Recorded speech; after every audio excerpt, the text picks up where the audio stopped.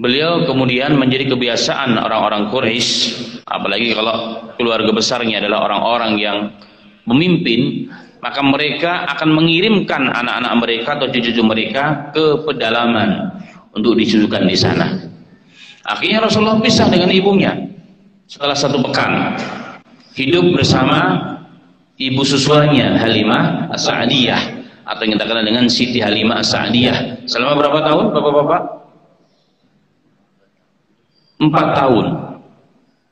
2 tahun tambah lagi 2 tahun berikutnya, dan dikembalikan saat terjadi pembelahan dada Rasul. Kemudian hidup 2 tahun bersama ibundanya sampai umur 6 tahun. Ibundanya kangen dengan bapaknya Nabi Muhammad, Abdullah, ingin menjenguk untuk berziarah ke kuburannya. Sepulang dari berziarah ke Madinah, sakit meninggal dunia, hanya 2 tahun. Kemudian hidup bersama kakeknya 2 tahun, jadi 8 tahun. Kemudian setelah itu hidup dengan pamannya sampai pamannya meninggal dunia, dan sampai Nabi Muhammad diangkat menjadi Nabi Rasul. Peristiwa-peristiwa ini semua terjadi pada kehidupan Rasul Sallallahu Alaihi Wasallam sampai Nabi Muhammad dimuliakan oleh Allah dengan risalah wa nubuwah. Risalah sebagai Rasul, nubuwah sebagai Nabi alaihi salatu wasallam. Di Mekah berdakwah selama kurang lebih 13 tahun dengan segala fase yang dilalui, mujahadah, tekanan, intimidasi, pembunuhan. Bahkan ada seorang sahabiyah syahidah pertama, perempuan yang terbunuh pertama dalam Islam, yaitu siapa? Ada yang ingat jemaah sekalian? Wanita pertama terbunuh disiksa oleh musuh Allah, maaf, ditombak kemaluannya. Ibundanya Ammar bin Yasir. Jadi mereka adalah budak, ya, mereka adalah budak. Namanya adalah, ada ingat bapak-bapak, ibu-ibu? Lupa semua ya, Masya Allah, maaf ya musyrik. Sedikit terkorbankanlah, bahkan terkorbankanlah di jalan Allah Subhanahu wa ta'ala, mempertahankan iman dan Islam. Disitulah orang-orang yang hidup bersama Nabi Muhammad betul-betul pilihan Allah. Istiqomah dalam tekanan itu nggak main-main. Kalau kita istiqomah di Indonesia tanpa tekanan, luar biasa orang istiqomah itu, tapi nilainya tidak seperti orang yang hidup di negara yang terjadi intimidasi kepada orang-orang Islam, tapi mereka tetap istiqomah. Ini luar biasa. Teman-teman kita di Palestina, iman mereka nggak tergoyahkan. Kenapa? Mereka mampu menghafal Quran dalam tekanan. Mereka mampu mertakan iman dan Islam dalam tekanan yang sewaktu-waktu nyawanya akan melayang. Ini luar biasa. Itu yang dilalui oleh para sahabat. Makanya iman mereka berbeda dengan orang-orang yang datang setelahnya. Dan itu digambarkan oleh Allah dalam banyak surat. Kemudian 10 tahun lebih Nabi Muhammad berdakwah di Madinah.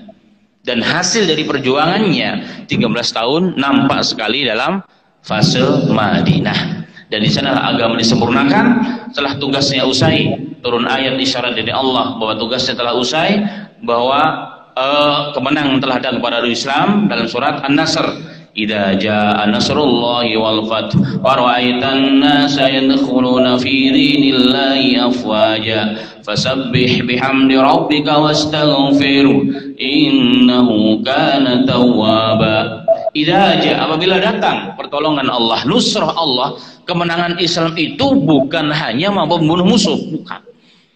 Dalam ayat ini, kemenangan Islam itu kapan? Ketik yang dimaksud dengan nusratullah kapan?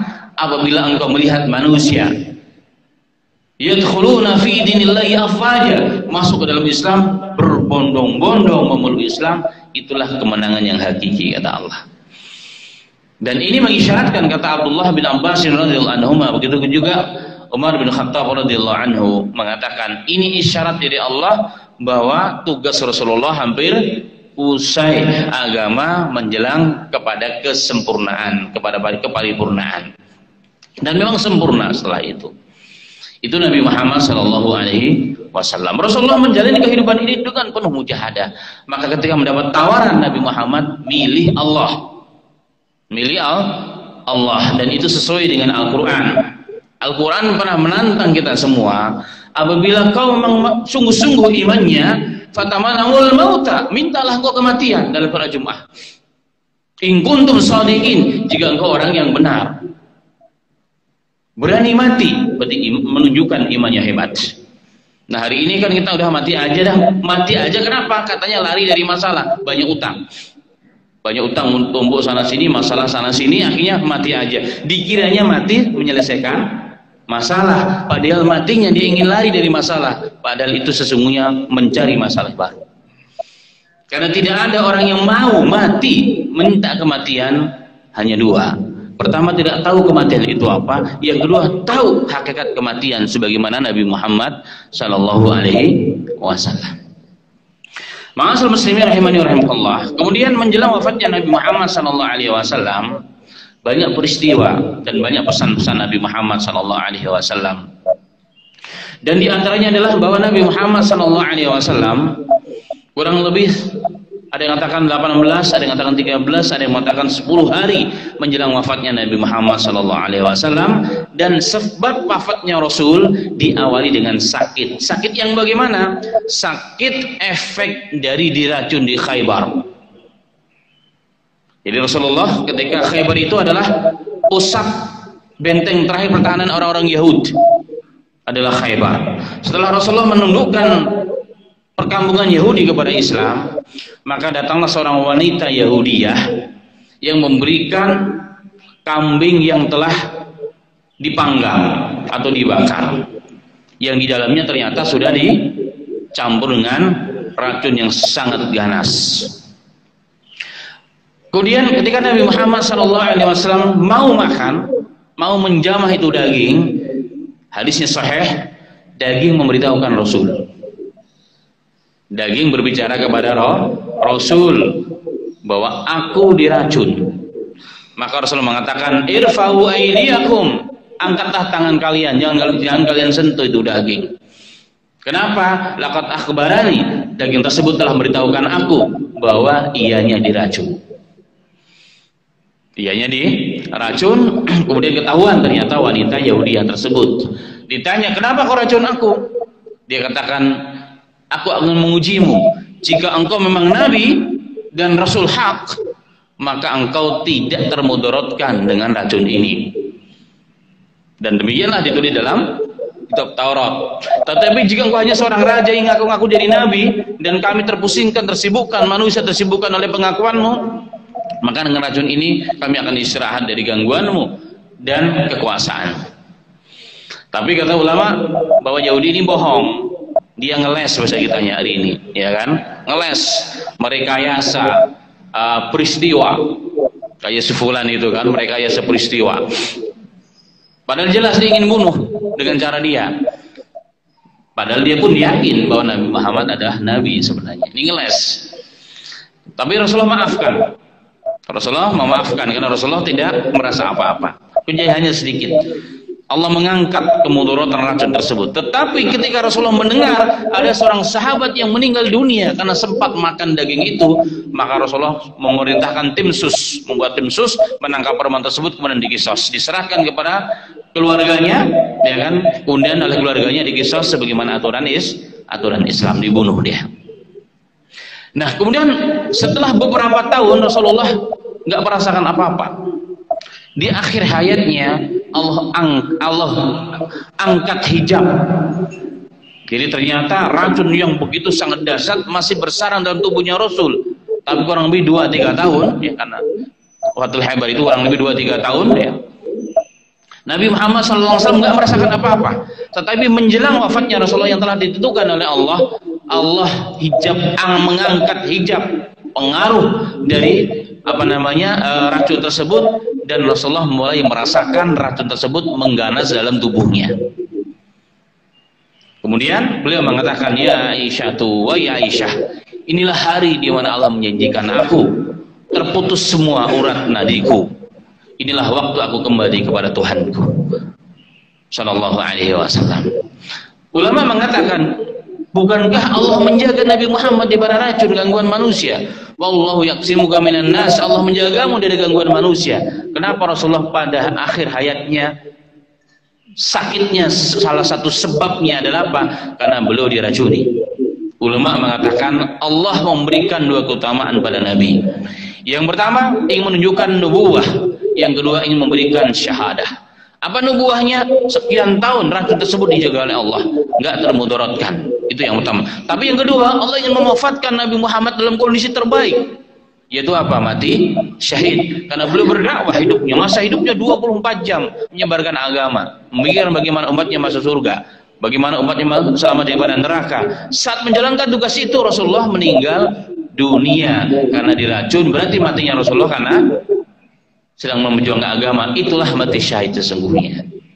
Sehingga Rasulullah manusia yang sudah begitu sangat mulia, meninggalnya pun dalam kondisi terbaik. Ini mati syahid. Jadi mati syahid itu bukan hanya orang yang meninggal di medan perang, ya kan? Bukan hanya orang yang meninggal di medan, tidak, termasuk siapapun yang waktunya habis untuk agama Allah, berjuang dan meninggal dunia, maka itu mati syahid. Tetapi mati syahid memang ada dua. Mati syahid secara zahir dan maknawi, dan mati syahid secara maknawi. Secara zahir adalah apa? Orang yang berjuang di jalan Allah. Ya, medan masuk kepada medan perang kayak di Palestina, melawan musuh-musuh Allah yang ingin merampas hak orang-orang Palestina saudara kita. Terbunuh dia, tertembak, maka dia mati syahid. Orang begini nggak perlu dimandikan, langsung dikafani, sholatkan, dimakamkan. Nah, yang kedua adalah seperti Rasulullah sedang berjuang tetapi di rumahnya, menyebarkan agama tetapi di rumahnya nggak kemana-mana, karena dalam kondisi sakit meninggal dunia, maka matinya mati syahid secara maknawi. Secara lahiriah tetap dimandikan, tetapi sesungguhnya mendapatkan hukum di sisi Allah, dia mati syahid. Kalau kita, di antara kita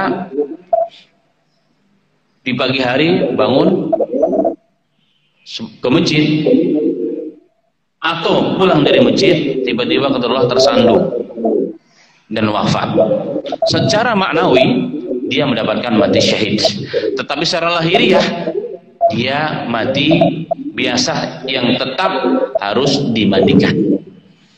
Tetapi hukumnya di sisi Allah dia mati syahid. Orang sedang mondok dan niat lillahi ta'ala, menuntut ilmu agama, meninggal dunia saat itu, maka secara maknawi dia mati syahid, tetapi tetap dimandikan sebagaimana layaknya keumuman orang meninggal dunia.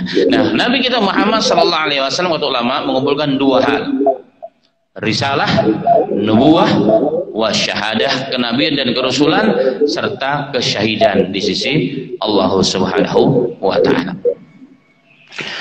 Kemudian jemaah sekalian yang dirahmati Allah Subhanahu wa ta'ala, ada satu hadis yang menggambarkan bagaimana Rasulullah meninggal dunia, dan ada beberapa riwayat hadis menerangkan tentang proses meninggal dunia.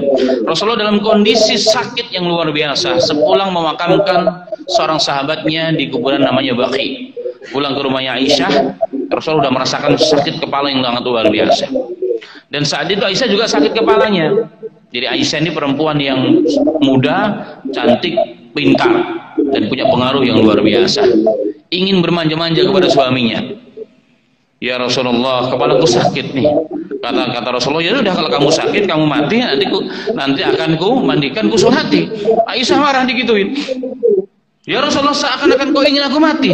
Ya kalau memang udah takdir nggak apa-apa, wahai istriku, nggak ada masalah. Tapi sesungguhnya yang sakit itu aku sekarang, ini sakit berat nih kepalaku. Itu kata Aisyah. Rasulullah menceritakan tentang Rasulullah sallallahu alaihi wasallam.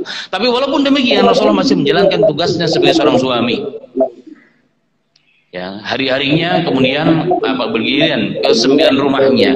Terakhir ketika sampai pada istri yang terakhirnya, yaitu Maimunah, beliau merasakan begitu parah sakitnya, sehingga Rasulullah dalam hadis yang lain mengatakan, mengisyaratkan kepada istri-istrinya, aina ana ghadan, aina ana ghadan, aina ana ghadan. Besok aku di mana? Besok aku di mana? Giliranku di rumah siapa? Semua istrinya paham yang dimaksud dia ingin kembali ke rumah Aisyah sebenarnya. Yang diinginkan adalah dari kalimat ini Rasulullah ingin kembali kepada rumah Aisyah radhiyallahu anha, dan istri-istrinya semuanya paham. Ya, semuanya paham sehingga seluruh istrinya Rasulullah SAW mengatakan, ya sudah wahai Nabi Allah, kembalilah ke rumah istrimu Aisyah. Kembalilah ke rumah istrimu Aisyah. Nah, dari hadis ini jemaah sekalian yang dirahmati Allah Subhanahu wa taala, pasangan soleh atau solehah Itu nikmat dan karunia dari Allah. Tetapi soleh ataupun solehah plus cerdas dan mengerti, cerdasnya kan macam-macam, cerdas sosial, cerdas dalam muamalah, itu sangat penting. Sehingga tidak perlu seorang suami meminta dengan kalimat yang jelas, cukup dengan isyarat sudah paham. Sudah apa? Paham. Ini pentingnya cerdas. Dalam hal ini wanita yang cerdas, apa yang diinginkan oleh suaminya. Jadi nggak perlu diminta, kan ada memang dia solehah, tapi kalau nggak disuruh nggak jalan. Kenapa? Kurang cerdas. Sudah tahu pulang dari kerjaan macet, Jakarta Bali sekarang udah normal kan? Capek melihat suaminya kayaknya kepanasan, kehausan, dia masih sibuk dengan anaknya. Assalamualaikum, salam. Umi, ibu, bunda, haus, ngambil sendiri. Bapak ngelihat, saya juga capek loh Pak di rumah, ngurusin anak, cucu juga udah banyak ini, kamu sendiri lah katanya. Masya Allah. Pada saat itu, jika istri mau korban sedikit, sebentar sayangku, Masya Allah. Kalimat oleh digombal-gombal sedikit, terus terang suami ini senang sebenarnya. Walaupun digombalin sedikit, senang sekali. Tahu ini gombalan, tapi ini bukti kecintaan seorang pasangan kepada pasangannya. Sebentar sayangku, ambilnya air putih atau air hangat, kopi atau teh, terserahlah. Cerdas dia, tahu. Walaupun mudah diambilkan, tapi dalam kondisi begitu ini, seorang suami perlu perhatian sangat luar biasa. Begitu juga istri. Ketika kita datang dari pekerjaan, kita lihat dia kecapean ngurus sana, bersihin rumah, nyapu, nyuci, masak. Tiba-tiba kita datang, bunda capek ya bunda? Padahal kita gombal-gombal aja. Masya Allah, luar biasa bunda, memang tambah bunda di rumah rasanya mati suasana rumah ini. Padahal istrinya paham ini gombal doang, tapi senang dipijit di punggungnya, walaupun cuma semenit doang, hanya syarat aja. Itu luar biasa nikmatnya. Kalau nggak percaya coba nanti dilakukan, dipraktekkan. Nah, kembali kepada hadis, itulah isi-isinya Rasulullah Shallallahu Alaihi Wasallam. Cerdas mereka, hanya dengan isyarat paham. Kemudian ulama juga mengatakan dari hadis ini, Nabi Muhammad Shallallahu Alaihi Wasallam mengajarkan kepada kita bahwa orang-orang yang sudah terindikasi akan wafat meninggal dunia itu disunnahkan dirawat di tempat yang dia inginkan, yang dia sukai. Kenapa? Karena orang ketika sakit, apalagi ingin wafat, ingin di tempat yang dia sukai, biar hatinya menjadi lebih tenang. Ya mungkin kalau lebih dari satu rumahnya atau anaknya lebih daripada ini, kemana kira-kira anak yang paling dia cintai, dia sukai, di situ dia ingin dirawat, maka biarkan keinginannya. Ini bentuk sebagai melaksanakan kewajiban dan keinginan orang yang menjelang wafatnya. Ini disunahkan. Ini disunahkan, dan ini juga menunjukkan bagaimana Rasulullah adil dalam kondisi sakit yang luar biasa. Dan adil itu dalam syariat, apalagi terkait dengan kehidupan rumah tangga yang lebih dari satu ya, istrinya, pasangannya, adil itu adalah lahiriah, bukan rasa dan cinta. Tidak bisa. Rasa dan cinta hanya satu pasti dalam hatinya Rasulullah. Selain Khadijah adalah Aisyah. Nggak bisa dipungkiri itu, dan semua orang paham itu. Tetapi lahiriahnya adil. Dalam kondisi sakit pun Rasulullah adil, berbuat keadilan kepada seluruh ahli keluarganya. Nah, satu hadis yang menunjukkan apa yang dilakukan oleh isi-isinya Rasulullah Shallallahu Alaihi Wasallam di akhir hayatnya, di antaranya adalah melayani Rasulullah, berkhidmat kepada Nabi Muhammad Sallallahu Alaihi Wasallam, termasuk memandikan Nabi Muhammad Sallallahu Alaihi Wasallam. Jadi memandikan pasangan itu sunnah, bukannya waktu pengantin baru saja mandi bareng. Ketika sakit pun dimandikan, itu sunnah, berpahala besar. Sebagaimana yang dilakukan oleh Rasulullah ketika masih sehat dengan isinya kadang-kadang ya kan. Dan juga ketika Rasulullah sakit dimandikan oleh isinya atau isi-isinya Rasulullah Shallallahu Alaihi Wasallam. Apa hadisnya? Kita bacakan hadisnya. Hadis sahih riwayat Bukhari. Dari Aisyah radhiyallahu anha, Nabi Muhammad Shallallahu Alaihi Wasallam diriwayatkan, ba'dama dakhala baitahu washtadda waj'uhu hariqu alayya min sab'i qirabin. Aisyah meriwayatkan ketika Nabi Muhammad kembali ke rumahku, masuk ke dalam rumahku, dan semakin parahlah sakitnya yang membawa kepada kewafatannya. Rasulullah mengatakan karena demam yang begitu luar biasa. Jadi Rasulullah di akhir hayatnya merasakan demam yang luar biasa. Sehingga sahabat yang lain dalam hadis yang lain mengatakan, Abdullah bin Abbas, ya Rasulullah, engkau terkena demam juga ya Rasul sebagaimana kami. Oh iya, justru aku 2 kali demamku. Orang yang demamnya luar biasa kali 2, itulah yang kurasakan. Jadi Nabi Muhammad demamnya pun 2 kali. Panasnya, demamnya, sakitnya orang biasa. Itu kata Nabi. Kenapa? Kemudian Rasulullah mengatakan, tidaklah seseorang tersetujui atau lebih dari itu kecuali akan menghapuskan dosa dan akan meninggikan derajatnya Rasul Shallallahu Alaihi Wasallam. Makanya orang-orang yang meninggal dunia didahului dengan peristiwa sakit sampai cukup lama begitu, itu semua sisi lain adalah rahmat Allah untuk membersihkan dosanya dan meninggikan derajatnya. Karena itulah kita diajarkan Rasulullah untuk berlindung dari mati yang mendadak. Karena mati mendadak itu kita nggak ada kesempatan diampuni dosanya Allah, bukan dimah itu nggak ada.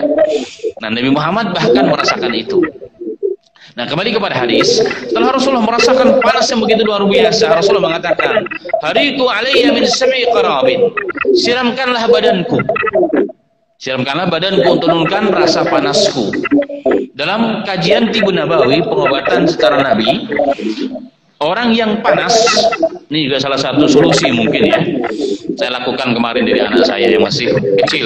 Kan hari ini ada larangan dari pemerintah menggunakan obat-obat penurun panas dan batuk yang cair karena terindikasi ada ABC lah yang menyebabkan gagal ginjal akut katanya. Kita bingung bagaimana caranya. Ternyata hadis ini mengajarkan kepada kita. Dalam hadis yang lain Rasulullah mengatakan, al-humma min fayyi jahannam wa abriduha bil ma'. Bahwa demam itu efek dari uap api neraka. Maka dinginkanlah orang yang sedang kena demam dengan air. Inilah cikal bakal perobatan tradisional menurut kita dengan mengkompres. Jadi kompres itu ada sunahnya. Tetapi kata para ahli bukan dengan air es sebenarnya, dengan air yang hangat malah. Dengan air yang hangat, ya, dikompres. Pertama bagian-bagian yang memang umum ya. Setelah semua sudah agak merata, kalau ingin lebih mantap lagi, dibuka baju, dimandikan. Bayi tersebut insya Allah langsung turun dalam hitungan detik. Karena saya kemarin panas yang luar biasa ya kan, karena mau pakai obat. Kita khawatir, ya sudah kita kompres. Setelah beberapa daerah sudah kena, kita siram ya 1 ember dengan air yang hangat, alhamdulillah langsung turun dan kemudian bisa tidur. Nah, kembali kepada hadis Rasulullah mencontohkan itu dalam peristiwa ini. Tapi Rasulullah minta nyiramnya bukan sembarang air, dari 7 bejana. Dari 7 bejana yang terbuat dari kulit. Yang terbuat dari kulit. Jadi bejana zaman Nabi Muhammad sampai hari ini di beberapa pedalaman di Timur Tengah, masuk juga Asia Selatan, bejana mereka terbuat dari kulit kambing umumnya karena bisa dipikul. Dari kambing setelah dikuliti, itu kulitnya dijahit, baik yang dibelah atau kaki yang bawah dan kaki yang atas, kemudian bagian leher itu didirikan sebagai tali pengikatnya. Nah, Rasul menginginkan siramlah aku dengan 7 bejana yang terbuat dari kulit yang ditutup, berarti sudah beberapa hari. Ulama hadis mengatakan, kenapa Rasulullah minta dari 7 bejana yang sudah yang terikat, yang tidak dibuka? Beliau mengatakan karena air yang dimasakkan dalam kulit yang sudah disamak itu akan lebih dingin, sejuk ya, lebih sejuk. Itu lebih sejuk, kemudian lebih bersih. Bahkan dalam riwayat yang dinukilkan oleh Imam Ibnu Hajar Asqalani, menukilkan dari Al-Imam Al-Khattabi, ada satu riwayat bukan 7 bejana kulit, tapi 7 sumur. tapi 7 sumur. Nah, dari hadis ini para alim ulama sebagian terutama di Nusantara ada kadang ritual mandi dengan 7 sumur. Kalau di zaman Rasulullah itu untuk pengobatan ruqyah biasanya. Ternyata ada isyarat hadis tersebut. Kenapa harus 7 sumur? Kenapa Rasulullah minta 7? Bilangan 7. Ini menjadi catatan. Kenapa bilangan 7? Enggak dua apa namanya? 2 bejana air begitu, atau 3 gitu, atau 4 atau 5, tapi 7. Al-Imam Ibnu Hajar Al-Asqalani di Fathul Bari mengatakan permintaan Nabi Muhammad SAW dengan angka 7 itu tabarrukan untuk mencari berkah dengan angka tersebut. Kenapa? Karena angka 7 tersebut banyak dinukilkan oleh Allah dalam kitab sucinya dan sering disampaikan oleh Nabi Muhammad dalam hadis-hadis nabawiyahnya. Contoh, dalam banyak ayat Allah mengatakan Allah menciptakan 7 lapis langit dan 7 lapis bumi. Allahu alladzi khalaqa sab'a samawati wa minal ardi mislahunna. Allah telah menciptakan 7 langit dan menciptakan bumi juga serupa, yaitu 7 lapis bumi. Jadi 7 itu bilangan yang dipilih oleh Allah. Bahkan ketika Allah menerangkan tentang samudra di dunia ini pun ada 7. Wal bahru yamudduhu min ba'di sab'ati abhurin ma nafidat kalimat. Dalam hadisnya Allah, dalam ayatnya Allah bercerita seandainya seluruh pohon yang ada di muka bumi ini dijadikan sebagai pena, daunnya, dahannya sebagai kertas, 7 samudra sebagai tintanya, menulis kalimat Allah, menulis kebesaran Allah, nggak akan selesai. Ditambah 7 lagi, nggak akan selesai. Jadi kalimat 7. Kalimat 7. Allah menyebutkan tentang neraka pun 7 pintunya. Laha sab'atu awwabin likulli babin minhum juz'un maqsum. Neraka jahanam itu ada 7 pintu dan setiap pintu ditetapkan golongan tertentu yang akan memasuki melalui pintu tersebut 7. Dan masih banyak sekali ya dalam hal ini. Di antaranya bahwa Allah juga memberikan 7 ayat spesial yang tidak diberikan kecuali kepada Nabi Muhammad, yaitu surah Al-Fatihah. Allah mengatakan, "Wa laqad atainaka sab'an minal madhani wal Qur'anul azim." Aku memberikan 7 ayat wahai Muhammad kepadamu yang berulang-ulang, yaitu Al-Qur'an yang sangat agung, yakni Al-Fatihah. Bahkan ma'asal muslimin, kalau kita perhatikan, ketika seorang hamba sedang menghambakan dirinya kepada Rabbnya, itu dianggap ibadah sujudnya sah jika memenuhi 7 syarat. Jadi kita punya sujud, sholat itu adalah posisi sujud di mana seorang hamba sangat sempurna menghadap Rabbnya, menghambakan dirinya kepada Tuhannya. Itu syaratnya harus 7 anggota tubuh sempurna di bumi. Yang pertama, kedua, jari kaki. Jari kaki nggak boleh gantung. Dalam riwayat Abu Daud didempetkan dan ditekan supaya jari menghadap kiblat. Nanti bisa dipraktekkan di rumah masing-masing. Jadi jarinya itu bukan begini, tapi didempetkan dan ditekan. 2 jari kaki. Kemudian 2 lutut. Jadi sudah 4, ya kan? Kemudian 2 telapak tangan. Itu diusahakan juga menghadap kiblat. Rapat begini menghadap kiblat. Semua menghadap kiblat. Kemudian yang ketujuh adalah jidat termasuk hidung. 7 anggota badan. Itu syarat sah menghadap Allah Subhanahu wa ta'ala. Kalau kurang darinya, maka tidak dianggap sah sujudnya. Kemudian Nabi Muhammad SAW juga meriwayatkan dalam banyak hadis bahwa Allah menciptakan bahwa waktu setiap hanya 7 hari. Penciptaan alam semesta juga 7 hari. Dan Rasulullah pernah mengatakan, barang siapa yang di pagi hari makan 7 butir kurma ajwa, yang disebut dengan kurma Madinah, yang disebut dengan kurma Nabi, yang harganya kalau yang bagus sampai 400.000 kalau tidak salah Pak ya, di Jakarta 400.000-an sekilo. Kalau sekarang walaupun ada beberapa yang lebih murah. Rasulullah mengatakan barang siapa yang memakan setiap 7 butir kurma ajwa, khususnya ajwa, yang lain juga kata ulama boleh juga, tapi kalau bisa ajwa maka akan dijaga dari 2 hal, terjaga dari keracunan dan dijaga daripada sihir. Maka ini salah satu media untuk kita terapi biasanya.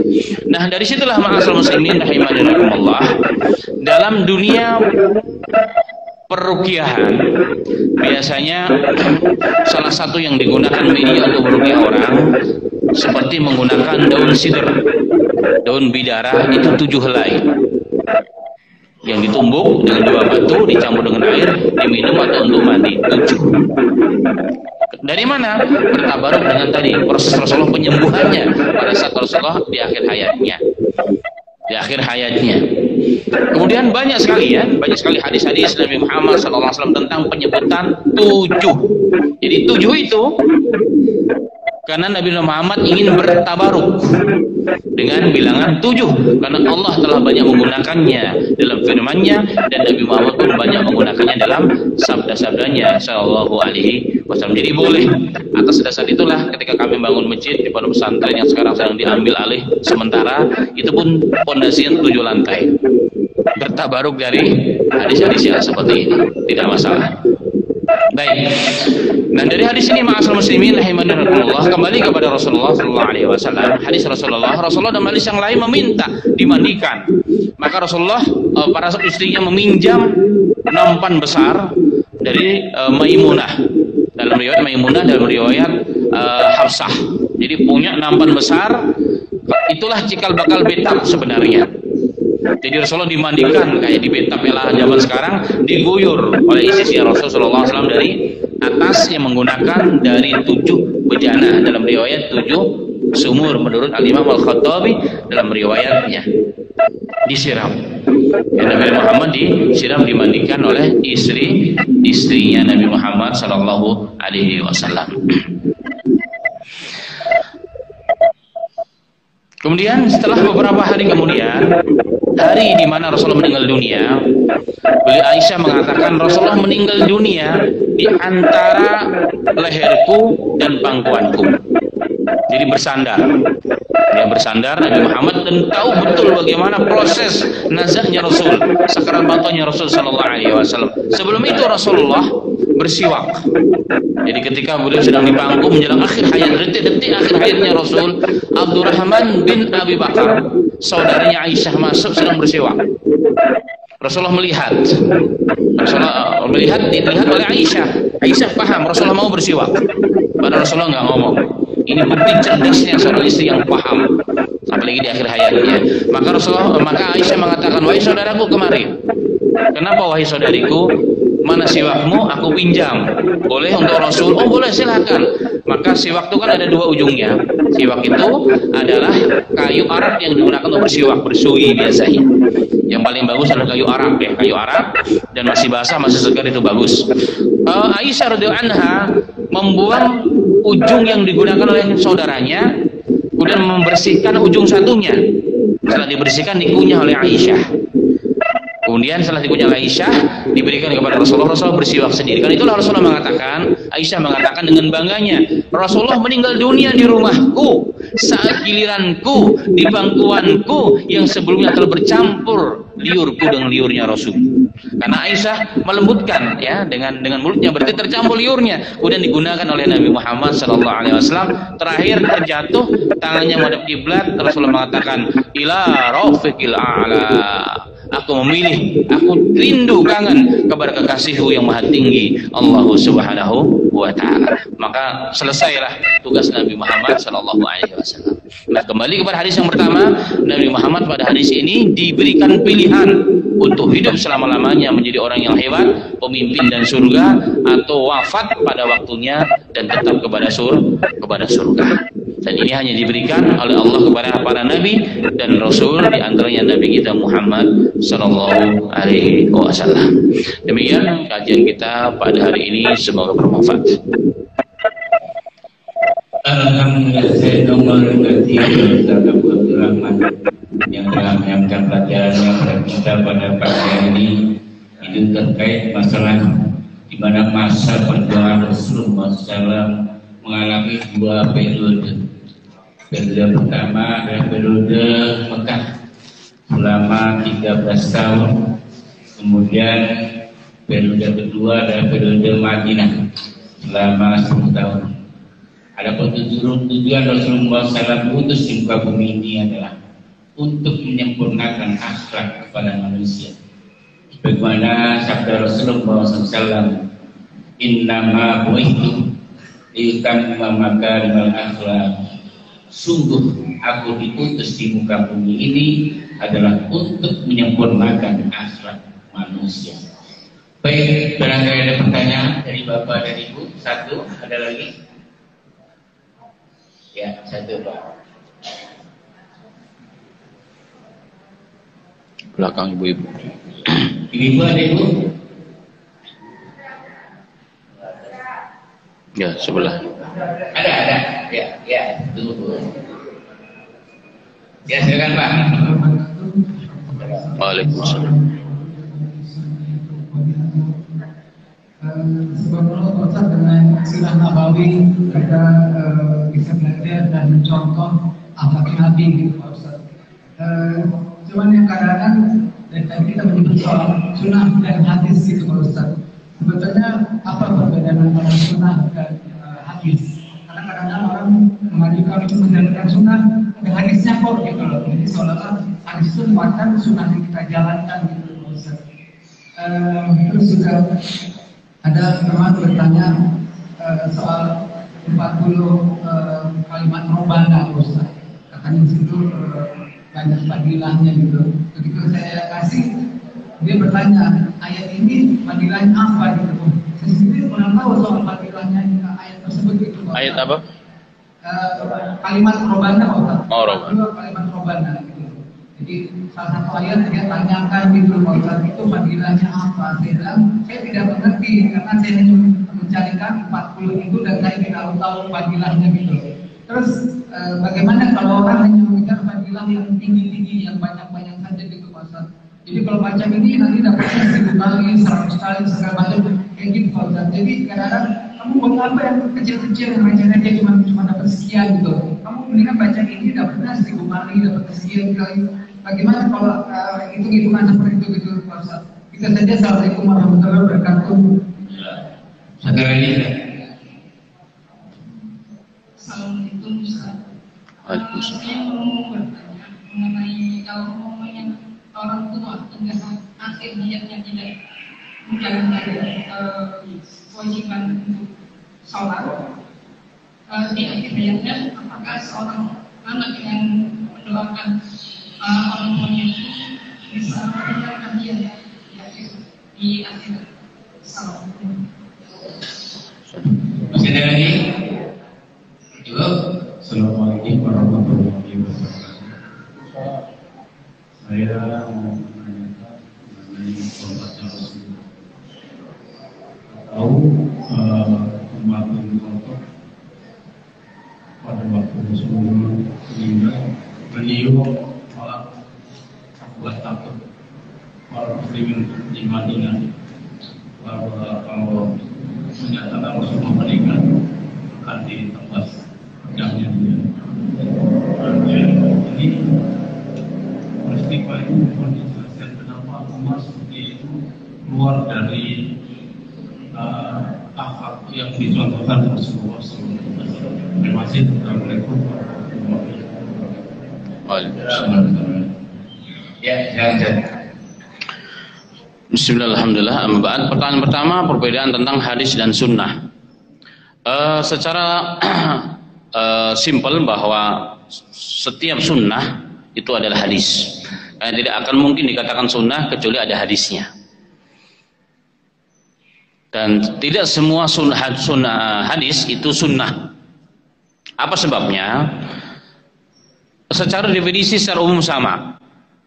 Sunnah itu artinya adalah thariqah, jalan, manhaj.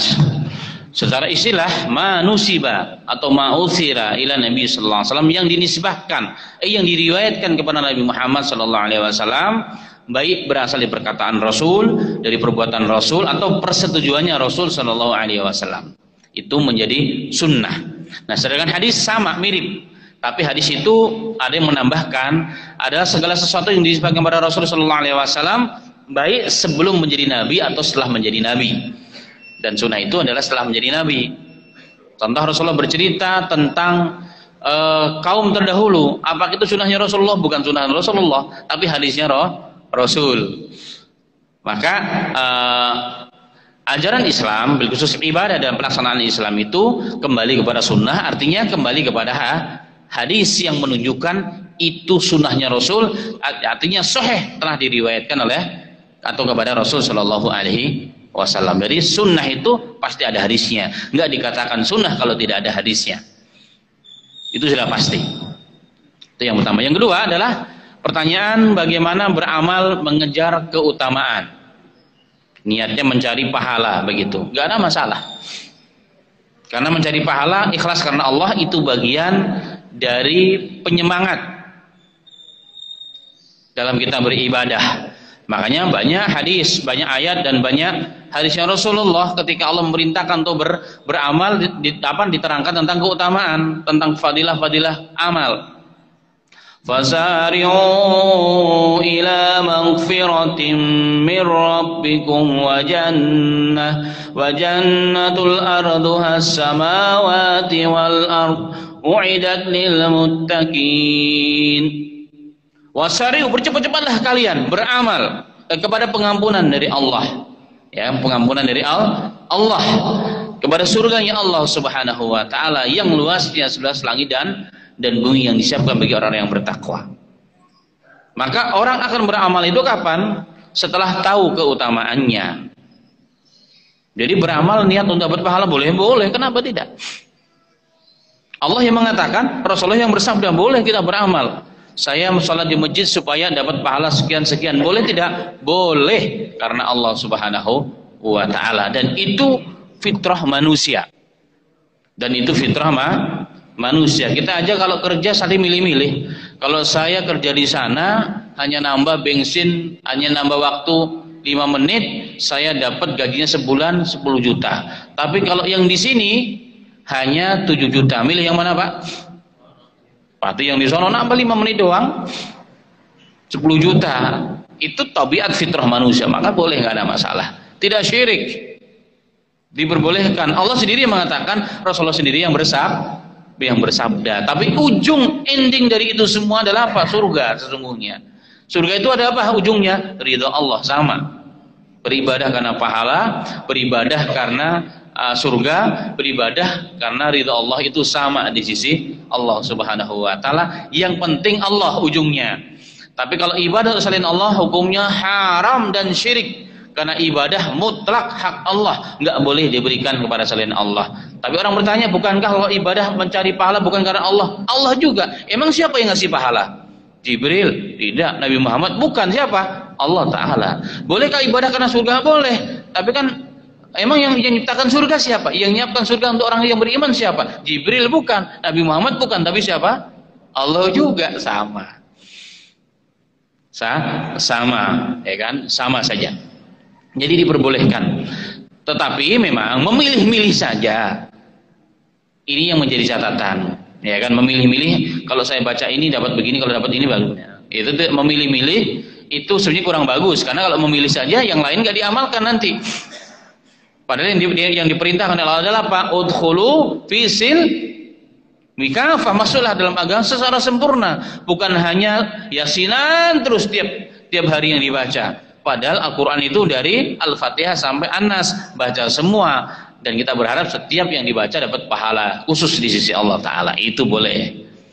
Jadi kalau mengamalkan banyak memilih meninggalkan yang lain, itu dia dibenarkan, kecuali dalam kondisi diharapkan dalam dua pilihan, waktunya cuma satu, mana yang didahulukan? Cari yang banyak dong pastinya. Contoh, apalagi dengan urusannya dunia, waktu yang sama saya harus nonton TV, nonton sinetron, kesukaan saya nih. Tapi pas mau nonton, udah mulai tiba-tiba lagi bagus-bagusnya terdengar panggilan azan di rumah untuk bapak-bapaknya. Allahu Akbar, Allahu Akbar. Mana yang didahulukan? Pasti sholat. Ya kan, pasti sholat. Atau antara yang wajib dengan yang sunnah, dahulukan yang wajib, tinggalkan yang sunnah. Karena orang mengejar sunnah, ketinggalan yang wajib, tertipu oleh syaitan dia. Tapi mengejar wajib, meninggalkan yang sunnah, itu diampuni oleh Allah. Baik, kemudian pertanyaan yang ketiga adalah bagaimana hukum doa orang tua, doa anak ya? Doa anak kepada orang tua yang meninggal dunia dan selama hidupnya tidak pernah sholat. Tidak pernah sholat. Memang dalam fikih dibahas bagi para tokoh, ketika ada orang yang tidak sholat seumur hidupnya, jangan disolati oleh tokoh itu, tetapi disolatkan oleh yang lain. Sebagai pelajaran bagi orang, kalau ingin mendapatkan sholat diimami oleh syekh ini, harus sholat 5 waktu sampai akhir hayat. Kalau enggak, yang lain aja yang nyolatin. Nah, tetapi berarti dia masih muslim bukan? Masih muslim. Doanya sampai enggak? Sampai, insya Allah. Doanya sampai, walaupun orang tua kita tidak sholat, tapi dia masih muslim, maka insya Allah masih sampai, masih ada la ilaha illallah, itu masih sampai. Bisa jadi karena tidak sholat ada faktor lain, karena tidak tahu kalau sholat itu wajib atau sebagainya. Itu Allah yang maha tahu dan yang maha mengerti. Baik. Kemudian tadi yang berikutnya adalah tentang peristiwa wafatnya Nabi Muhammad SAW, di mana seorang Umar bin Khattab itu seakan-akan tidak menerima kenyataan bahwa Nabi Muhammad SAW meninggal dunia. Seorang Umar tidak siap menerima Rasulullah meninggal dunia. Ya kan? Bukan karena akidahnya yang rusak, bukan. Tapi itu terbawa oleh kecintaannya seorang Umar kepada Rasulullah Shallallahu Alaihi Wasallam. Ketika berita meninggalnya, peristiwa tadi ya, Aisyah mendapatkan Rasul meninggal dunia, kan diceritakan kepada yang lain oleh Aisyah. Oleh Aisyah sampailah kepada telinga Umar bin Al-Khattab radhiyallahu anhu. Kemudian beliau keluar di masjid. Lihatnya di Masjid Nabawi, semua orang pada nangis. Di luar rumah semua orang pada nangis. Maka Umar berteriak di atas kedua kakinya sambil menghunus pedang. Barang siapa yang mengatakan telah meninggal dunia, akan kupotong lehernya dengan pedangku ini. Jadi kondisi semakin tidak jelas. Kenapa? Semua lagi pada sedih, semua pada menangis. Umar pula ngomong seperti itu.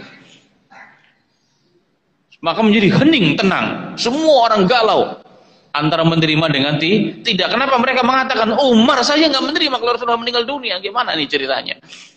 Dan beliau siap memenggal kepala orang siapa yang mengatakan Nabi Muhammad SAW meninggal dunia.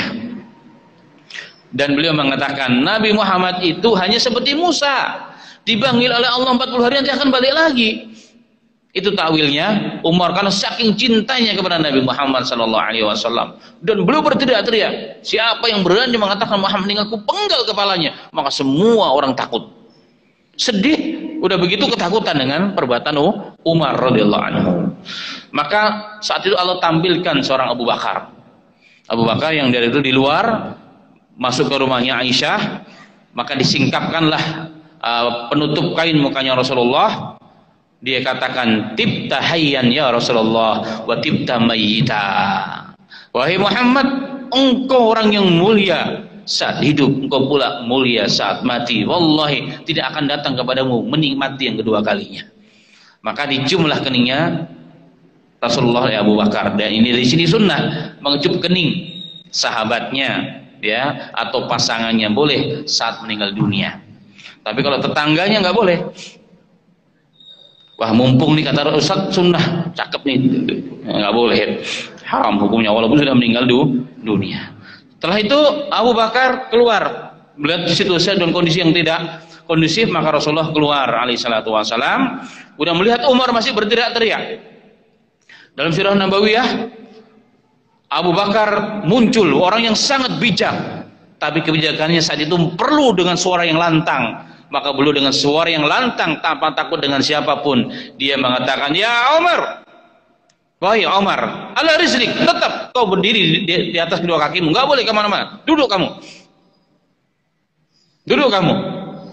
Kemudian Abu Bakar Siddiq radhiyallahu anhu, subhanallah, luar biasa kisah ini.